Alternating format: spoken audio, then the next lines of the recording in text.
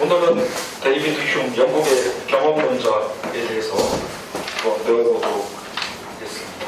지금 오늘 이 시간에는 흉에 대해서 공부해보도록 할게요.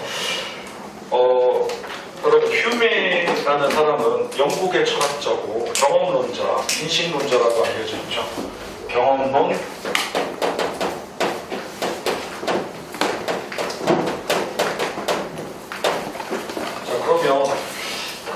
제가 제일 휴메에 대해서 얘기할 때 여러 가지가 있는데 가장 강조하는 걸 먼저 설명을 하고 시작하도록 할게요. 1번은 감정.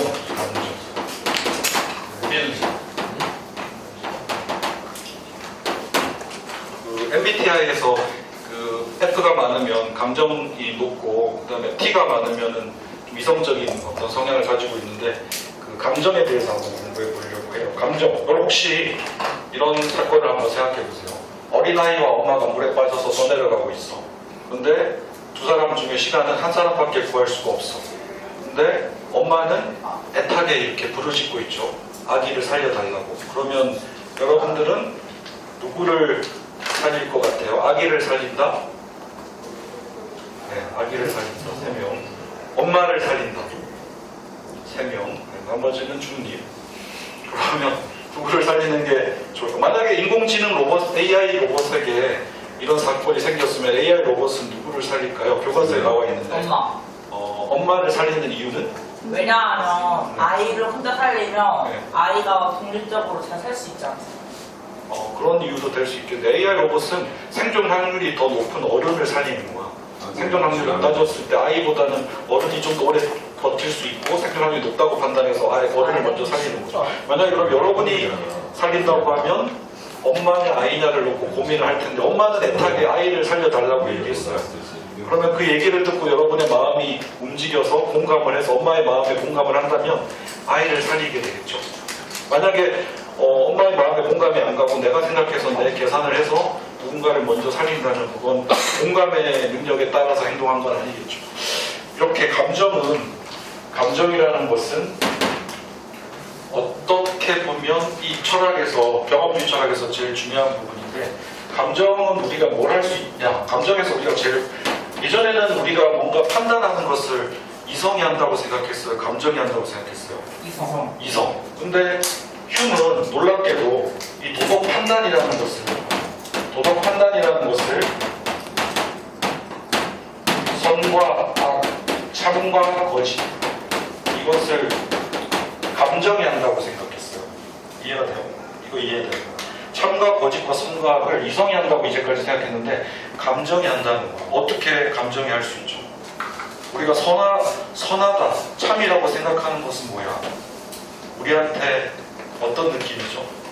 내가 어떤 물에 빠진 사람을 구할 때 내가 이 사람을 구하면 만족감, 행복감, 쾌감을 느낀다는 거야. 내가 이 사람을 구하지 못하면 불쾌감, 좌절감, 그 다음에 고통을 느낀다는 거.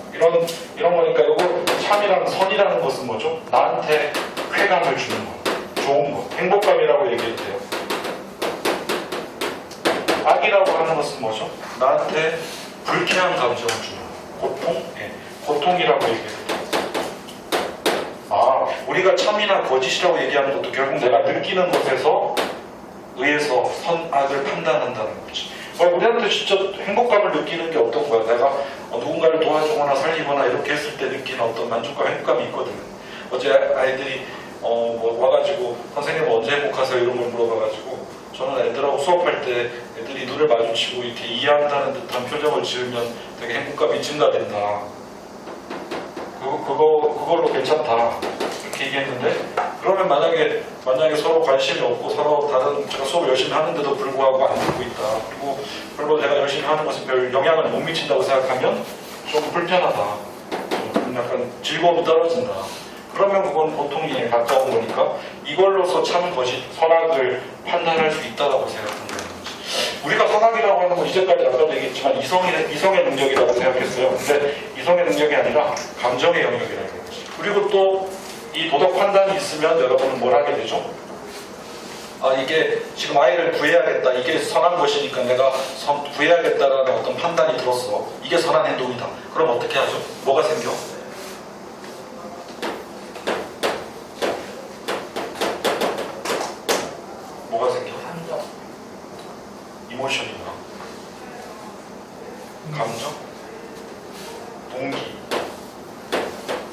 동기가 생기죠. 이렇게 해야겠다는 동기가 생기죠. 왜 해야 되는지에 대한 이유가 생기죠. 그러면 동기가 생기면 이 동기에서 뭐가 나와? 이 will, 의지, 하겠다라는 어떤 의지가 생기죠. 의지가 생겨서 그러면 뭐가 돼? 행동이 되는 거지. 그래서 도덕 판단으로부터 이 동기까지가 다 감정에 의해서 생기고 감정에서 의지가 나와서 이제 행동을 하게 되는 거다. 다 감정이라는 거죠. 그래서 우리가 지금까지 살펴봤던 철학자들이 이성주의 철학자들하고는 다르게 흉은 이 감정이 인간을 움직이는 모든 판단, 도덕 판단까지도 결정하는 기준이라는 거. 그래서 이성은 없어도 돼. 이성은 없어도 되고 감정에 의해서 인간이 존재하고 행동하고 생각하게 된다는 거. 이성은 그냥 우리가 만들어낸 어떤 허상일 뿐이야. 그런 건 없어. 감정이야. 그러면 이 감정이 만약에 여러분 감정이 혼자만의 감정이 아니고 여러 사람들이 동시에 만약에 똑같은 감정을 느끼게 되면 어떤 현상이 일어날까? 여러분만 혼자서 뭔가 정의롭지 않은 사회에 대해서 내가 바꿔야지 이렇게 생각하다가 다른 사람들도 이게 정의롭지 않다고 느껴서 같이 느끼는 감정이 돼서 공감이 된다는 거죠. 방금 제가 얘기했던 공감이죠. 공감을 하게 되면 엄청난 일이 일어난다는 거예요. 공감. 자, 공감을 영어로 쓰면 뭐죠? 공감.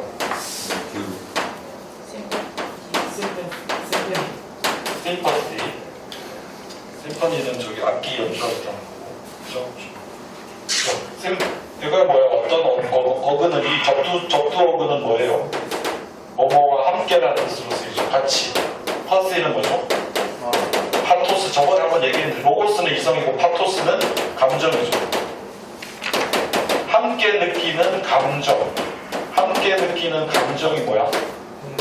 공감이죠. 심퍼시가 되고. 심퍼시는 원래 영어 단어를 찾으면 연민이라는 뜻도 있어요. 연민은 뭐죠? 우리 연민하면 어떤 사람이 불쌍한 사람을 보면 불쌍히 여기는 마음인데 동양의 철학자 중에 맹자가 뭐라고 얘기했죠?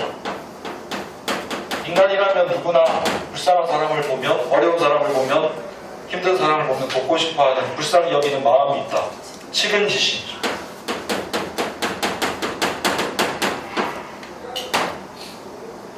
공감 중에 연민의 감정도 들어가겠죠. 공감은 뭐지? 함께 느끼는 감정. 그럼 만약에 여러분 어떤 사건에 대해서 똑같이 많은 사람들이 공감을 하게 되면 어떻게 돼? 사회를 변화시킬 수 있는 거죠. 혼자 느끼는 감정은 주관적 감정이지만 함께 느끼는 감정은 이때부터는 뭐가 되죠?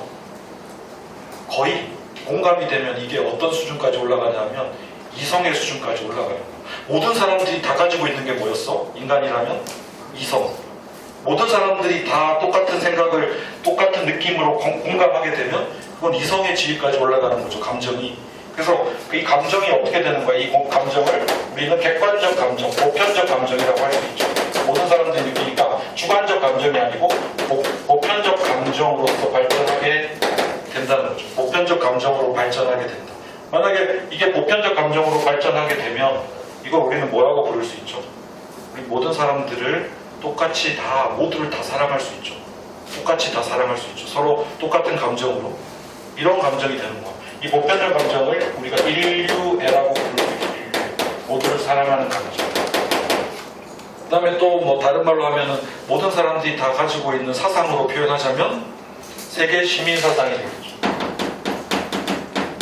세계 시민사상은 이성주의에서 많이 얘기했던 건데 감정으로서도 공감의 단계에 올라가면 많은 사람들이 다수가 아니면 전부가 다 똑같은 느낌으로 가지게 되면 어떻게 돼? 그때부터는 동기가 발생해서 똑같은 행동을 같이 할 수 있는 그런 경지에 도달하게 되죠. 그래서 흉은 이성보다는 감정에 주목한 것 같아요. 왜냐하면 세상을 바꾸는 것은 인간의 고유한 어떤 본성으로서 작용하는 것은 뭐죠? 이성이 아니라 감정이라는 거. 이거는 도덕 판단까지 할 수 있는 거기 때문에 중요하죠. 이성이 없이는 감정은 보조적인 역할을 하는 거 아니냐? 이성 판단, 옳고 그름을 판단하는 건 이제까지 이성이었다고 믿었는데 아니야. 감정이 도덕 판단도 한다는 거죠. 참과 거짓과 선과 악을 쾌감과 고통으로 해서 내가 판단해서 나한테 쾌감이 되는 걸 선택한다는 거야. 다른 사람을 돕는 것도 쾌감이 생겨요. 그죠? 행복감을 느끼죠. 누군가를 도와줄 수 있게 되면 만족감과 행복감이 오죠. 쾌감이 오죠. 만약에 내가 도와줄 수 없으면 괜히 미안함, 좌절감, 고통이 오죠. 이런 것을 통해 가지고 인간의 행동이 시작됐다는 거. 선과 악을 판단하는 것부터 시작해서 지금 얘기하는 이 감정을 엄청 중요하게 기억해 보세요. 예전에 제가 저희 3학년 제가 담임할 때 한 학생이 있었는데 얘가 윤리 시간에 이 휴메 공감에 대한 얘기를 듣고 간호사가 꿈이었거든요. 근데 걔가 간호학과를 자기 소개서를 쓸 때 공감에 대해서 쓰더라고. 그래서 자기는 어릴 때 병원에 오래 있었대. 병원에 오랫동안 체류하고 있었는데 이유가 어머니가 심장병이 있어가지고 어릴 때부터 병원에서 간호사들하고 놀면서 이 환자들에 대한 아픔과 이런 부분에 공감하는 능력이 되게 높아졌다는 거야. 그래가지고 나중에 자기가 간호사가 되면 이 공감 능력을 바탕으로 해가지고 환자들을 잘 치료하는 그런 간호사가 되겠다. 이게 결론이었거든요. 물론 이 학생이 대학 가기 전에 고등학교 때 내신이 2.6으로 올라와서 고3 때 2.3 정도 됐었는데 내신은 그 정도 나왔는데 수능 모의고사는 거의 점수가 안 나왔거든요. 그래서 학생부 종합으로밖에 못 가겠다. 그래서 학생부 종합을 준비했는데